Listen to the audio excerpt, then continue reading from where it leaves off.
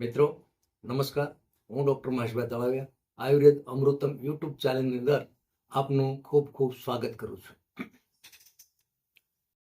સમય અત્યારે ઉનાળાનો ચાલી રહ્યો છે.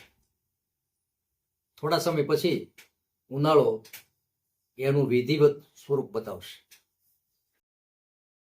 તો આપણે જોઈએ છીએ કે ઉનાળાની અંદર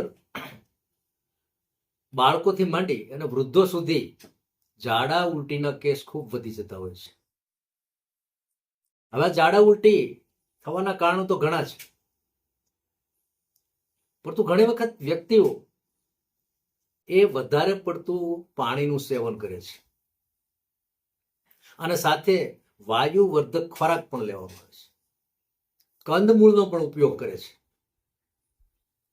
ત્યારે વિક્ષુબ્ધ થયેલું વાયુ આંતરડામાં પહોંચી અને એને સાર કરે છે, વધારે પ્રમાણમાં બહાર કાઢે છે. એને અતિસાર કહેવામાં આવે છે. અતિસાર એટલે ઝાડા, જેને અંગ્રેજીમાં ડાયેરિયા કહેવામાં આવે છે.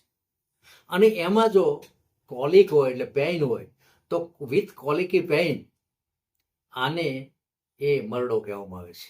એમ્બાઇસિસ જેનું નામ છે. હવે જ્યારે આ બધું થાય છે ત્યારે મિત્રો આયુર્વેદ છે ને એ એની અંદર શું કહે છે સાંભળો. આયુર્વેદ આની અંદર ઉત્તમ ઔષધો આપે છે. મિત્રો ઉનાળાની અંદર પાણી પીવું એ ખૂબ સારું છે, પણ માટલાનું પાણી પીવું, નહીં ઠંડુ કે નહીં ગરમ. રાતભર રાખી નીકળો માટલાની અંદરનું પાણી એ શ્રેષ્ઠ છે. લીંબુ પાણી ખૂબ સારું છે. અને જો દવાની અંદર વાત કરીએ તો સ્ત્રાવને રોકવા માટે કુટ જ ધી બેસ્ટ છે, જે ચૂર્ણ રૂપે પણ મળે છે. કુટજા અરિષ્ટ નામનો અરિષ્ટ પણ બને છે અને કુટ જ ઘનવટી એ એનો કાયમી ઉકેલ છે. મિત્રો વૈદો એ કુટ જ ઘનવટીને કોઈ પણ પ્રકારના ઝાડાની અંદર પ્રથમ સ્થાન આપે છે. એડલ્ટ એટલે મોટાની અંદર 2 ગોળી સવારે, 2 ગોળી બપોરે અને 2 ગોળી સાંજે. વૃદ્ધ ગંગાધર ચૂર્ણ 1 ચમચી સવારે, 1 ચમચી સાંજે. એ અતિસારની અંદર શ્રેષ્ઠ ઉપાય છે. અને જો ઝાડા ખૂબ વધી જાય તો કર્પૂર રસ નામની ગોળી આવે છે, એ પણ સક્ષમ છે, ખૂબ સારી છે.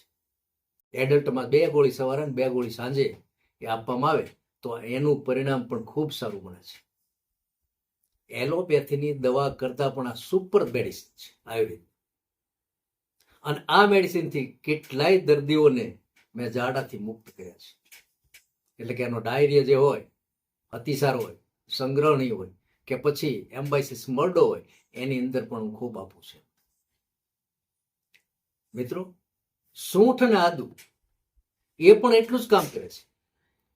સૂંઠનું ચૂર્ણ, આદુનો રસ, આ બધું સવાર સાંજ લેવાથી સારું પરિણામ મળે છે.